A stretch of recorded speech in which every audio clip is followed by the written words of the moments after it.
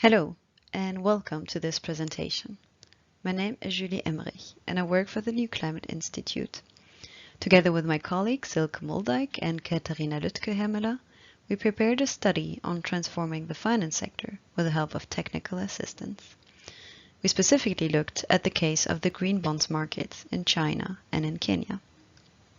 Today, my colleague Silke and myself are here to present to you the results of this study. In this study, we assess whether and to what extent the technical assistance activities provided in the context of China's and Kenya's green bond markets contributed to transformative change towards the greening of the country's finance sectors. We based the work on interviews that we conducted with providers of technical assistance as well as national experts. By the end of 2015, policymakers in China had released several comprehensive policies to create a framework around the green bond market. As early as 2016, first green bonds were already issued.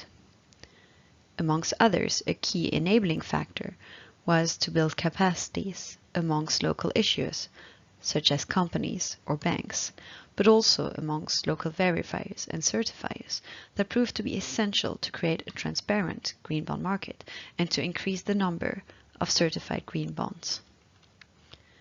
However, still today, a lack of transparency and a lack of certified green bonds to testify and certify the greenness of bonds remains a challenge. Technical assistance changed over time as the challenges and barriers of the green bond market in China evolved over time. Between 2016 and the end of 2019, the green bond market in China was able to raise in the order of $120 billion. This is, however, still relatively small compared to the $1.5 trillion raised through green credit. It is also still lower than the total amount of fossil fuel investments financed through China's four largest banks, often referred to as the Big Four. And I now hand over to my colleague Silke to present Kenya's Green Bond Program.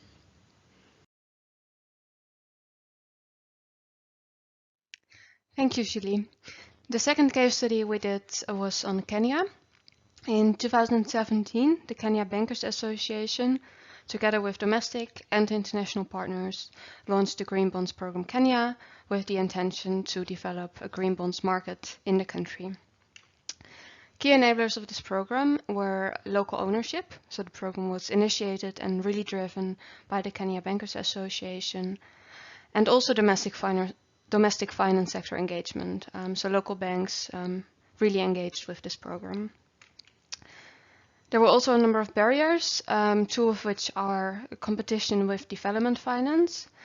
So in a country like Kenya, it's often more attractive for project developers to seek a loan or grant on concessional terms rather than to issue a green bond. And there also was a lack of knowledge on green bonds, so how to issue one, how to use one, what are the benefits. Technical assistance activities focused on a number of issues. I'll highlight two.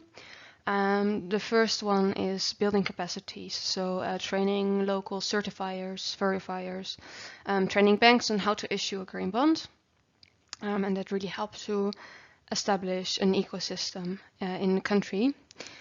A second focus point was on identifying and labeling green investment opportunities. So these opportunities were there. They were also to some extent recognized by local banks, local experts, but not always labeled as a green opportunity.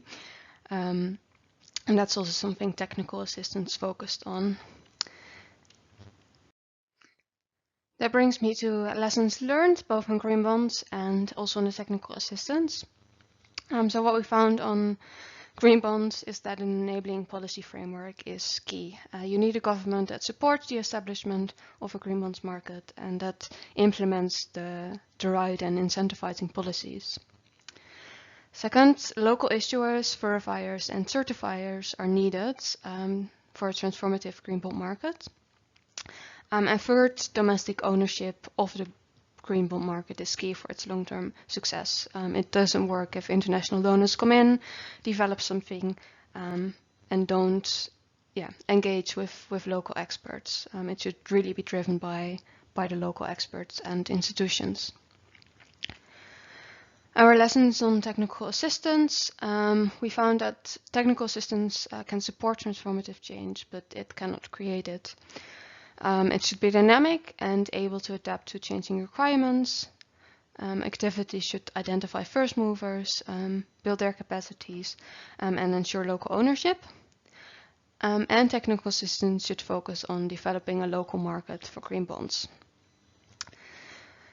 Providers of technical assistance should ensure local presence. So ideally they live in the country, but otherwise they should visit regularly and have really good connections to the local experts and understand the local culture. And lastly, it can be really beneficial to exchange international best practices, but it's always important to take into account local circumstances. Many thanks for your attention. Should you have any questions, please feel free to reach out to us.